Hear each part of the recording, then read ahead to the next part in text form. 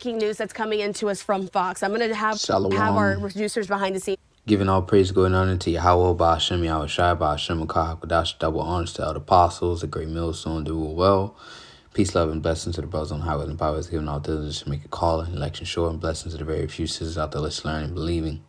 I'm not Philip Kanakla coming to you once again with another lesson, Lord's will, to the spirit and power, Yahweh, Ba'ashem, Yahweh Shai, lessons edifying and exhorting. And the title of this lesson will be, "In wisdom and knowledge shall be the stability of thy times." All right. Because as people would say, we're living in some scary times. Because what does war with Iran, what does that consist of? All right. And everybody know that's in the know that to have some understanding, this is World War III. Right, as you know, if you've been hearing, all right, America and Iran are basically at war, and also Israel. Okay. And it's going down, man. It's going down. All right. The leader was killed. Okay. Their supreme leader was killed. And then now it's reports of basically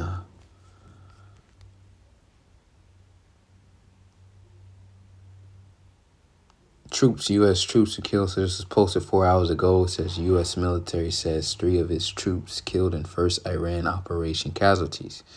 So now you have, all right, U.S. casualties. And that definitely changes war. All right.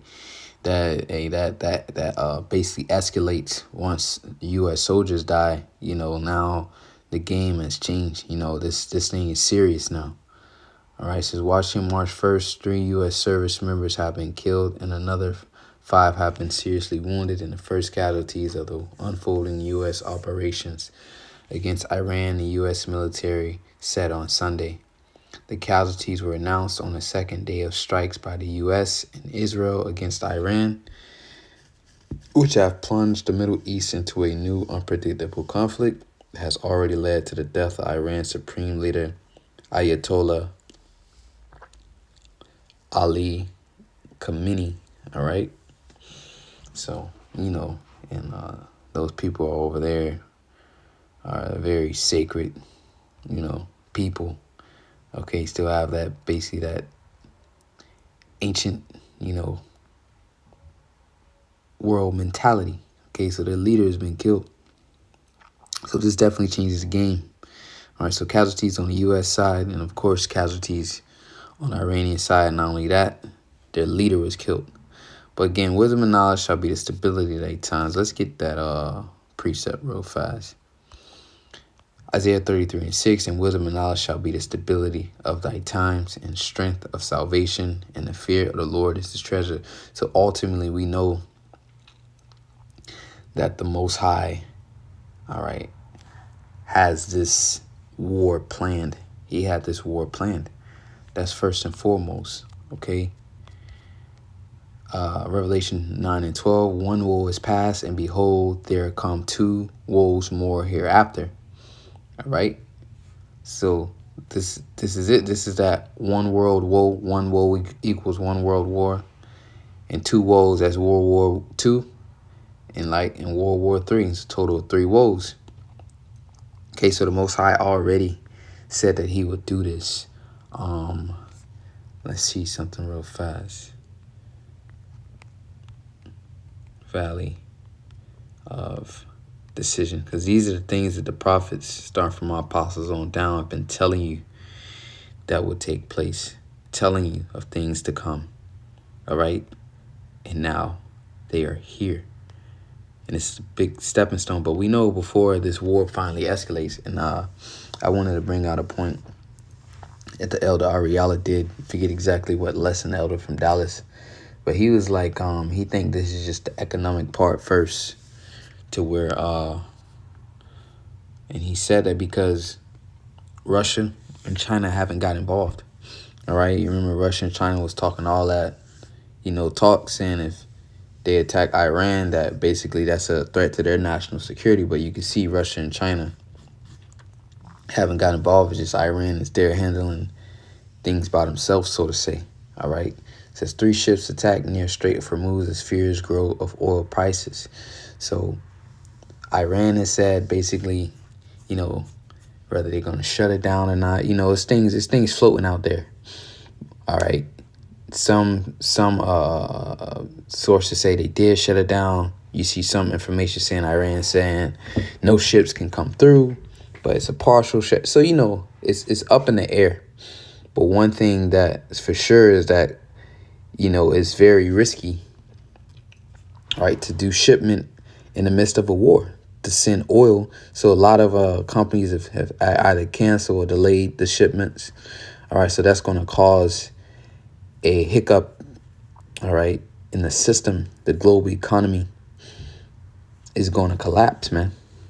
Okay, so this is probably just the first economic part, where we're doing all these things to basically, you know, mess up the global economy. Going back to all wars are bankers' wars. So we needed a catalyst to collapse the global economy, and this could be just it. All right, once oil prices skyrocket, you know, everything else goes up. That brings forth inflation. It says at least 3 ships have been attacked near the Strait of Hormuz as Iran continues to launch strikes across the Middle East in response to an ongoing attack against it by the U.S. and Israel. 2 vessels have been struck, and an unknown projectile was reported to have exploded in very close proximity to a third UK maritime trade operations. Century said Iran has warned ships not to pass through the strait, which carries about 20% of the world's oil and gas. International shipment has almost come to a standstill at the strait's entrance, with fears of disruption already pushing up global oil prices. Which was all done by design. You know, oil was the next commodity, all right, to basically be valued. So here it is. Now they have a reason to bring up the price of oil now. All right, a legitimate reason to bring up the prices of oil now. Okay, so again, all wars are bankers' wars. You know, oil companies about to make a killing. All right, if you got oil, so on and so forth. But this is going to lead, all right, because even though this is going to disrupt, all right, the global economy, they still need to occupy that region. All right, so this is just the financial part. You see, Russia and China haven't got involved yet.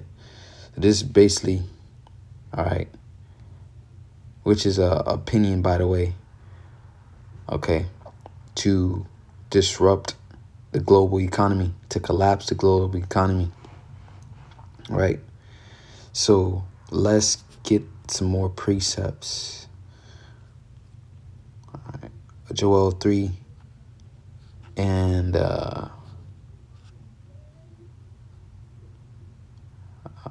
verse 9 says, proclaim ye this among the Gentiles, prepare war, wake up the mighty men, let all the men of war draw near, let them come up. Beat your plowshares into swords and your pruning hooks into spears. Let the weak say, I am strong. So there's the Lord calling all nations, all right, to prepare for this war. And this is what you see happening right now. All right. And beat your plowshares into swords, you know, the agricultural tools, all right, your agriculture financing. You take that money and what you invest in weaponry, all right? That's the time. That's where all the nation's money, military budget, and you've been seeing that over the past decade, that basically, you know, these countries, they, you know, this is where most of their money been going to. This is what they've been preparing for. All right, war. Let the weak say I'm strong. So those weaker nations, all right, Ezekiel the 38th chapter, they got Russia and China backing them. You see how much supplies China and Russia was sending Iran before this week, you know, came up to where it was threats of Iran being attacked. Well, they were already arming them, preparing them, getting them ready. It says, assemble yourselves and come, all ye heathen, and gather yourselves together round about. Thither cause thy mighty ones to come down, O Lord. Let the heathen be wakened and come up to the valley of Jehoshaphat. All right, and that's in the Hebrew is Yahweh Shaphat. in the Heavenly Father's judgment. All right. So that's why you see these nations going in that region. Okay. This is where they're going to end up at. Now that the U.S. has struck Iran, how could the Iranians strike back? If you look at a map of Iran and the range of its missile capabilities, see there, in the range of its missile capabilities, all those military bases are being targeted, man. All right. You'll see that their missiles can easily reach Israel and wreak havoc into the territory of American allies. These black squares show U.S. bases throughout the Middle East, vulnerable to Iranian missiles, and that's a significant threat, including the American base at Incirlik in Turkey, where the U.S. keeps many of the nuclear weapons that it uses to defend Europe. Another possibility is to retaliate with terror attacks. There's a large presence of proxies sympathetic to Iran throughout the region. Shiite militias in Iraq, Hezbollah in Lebanon, Hamas in Gaza, and a little further south, the Houthis in Yemen and elsewhere could try to attack American and Israeli assets around the Gulf. And then, of course, the Iranians have some economic leverage. They could try to shut off the Strait of Hormuz. The map of the Gulf shows you that the Strait of Hormuz is an incredibly narrow choke point, and those little dots each represent a different tanker moving in and out of the Persian Gulf. About a quarter of all global oil trade travels through the Strait of Hormuz, so any cutoff there could result in significant spikes in prices. But that risks losing the support of countries the Iranians really need help from, starting with the Chinese, who move a lot of their own oil imports through that very narrow strait. The fact of the matter is, the Iranians really don't want to fight right now. But think about this. If the Iranians believe that this attack is not a pinprick, but in fact an effort to topple the regime, then it would be understandable if they decided to throw everything. Yeah, so and this is old news, man. They already started to retaliate, okay? They already started to retaliate, but that's the heathen being awakened and coming to that valley. All right. For there will I sit to judge all the heathen round about. Put ye in a sickle, for the harvest is ripe. Come ye, get ye down, for the press is full. The fats overflow, for their wickedness is great. Multitudes, multitudes in the valley of decision, for the day of the Lord is near in the valley of decision. All right. And that's it. Let's go from there to Revelation, the 6th chapter, because again, you know, they have an economic advantage. You know, they can cause these things to take place. Revelation 6:6, it says, and I heard a voice in the midst of the four beasts say, a measure of wheat for a penny, and 3 measures of barley for a penny, and see thou hurt not the oil and the wine. We'll read it in NLT. Revelation 6:6, it says, and I heard a voice from among the 4 living beings saying, a loaf of wheat bread for 3 loaves of barley will cost a day's pay. And don't waste the olive oil and the wine. All right. So a day's wages, man. It costs a day's wage. Your basic necessities, your bread and butter, your water, so on and so forth. And you can even forget about buying meat in that time. All right. That shit's gonna be so inflated. All right. But that's what could happen. All right. With this war right now, the price of oil goes up. Inflation, all-time high, hyperinflation. So we'll see how it goes. And again, that was a key thing to look at, like the elder Ariella said. Basically,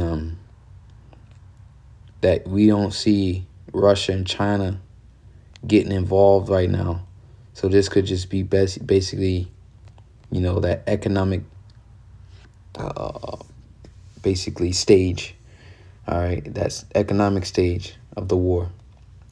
Okay, Zephaniah 1:10 says, and it shall come to pass in that day, saith the Lord, that there shall be the noise of a cry from the fish gate, which that's the marketplace, and a howling from the second, and a great crashing from the hills. How ye inhabitants of Maktesh, for all the merchant people are cut down, and all they that bear silver are cut off. All right. So that happened in ancient Jerusalem. But again, you apply these prophecies. All right. These are coming upon Esau, Edom today, all these events. All right. The Bible updates itself. So that's what you see happening. Because again, you know, you haven't seen Russia and China get involved yet.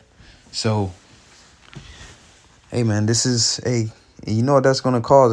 That's gonna cause the uproar of society over here in Babylon the Great, aka America. Once that dollar collapse, inflation, you know, kicks in, the dollar collapse. All right. And you know, the timing is just perfect. All right, because you know, they already having political turmoil over here, you know, the division, you know, and just needed the society to be the catalyst to bring forth the chaos, to get the people revolting, you know, get the people rioting, you know, and this could very well be it. You know, the economy basically crashing, the stock market tanking. Okay. People can't afford these things. This would be, again, a perfect scenario to collapse this society over here, to bring in the mark of the beast. And it's all lining up beautifully. So, you know, call hello, Yahweh Shemian Shai, that wants to tell the Apostle Great Millstone. Peace, love, and blessings to the elect. Shalom.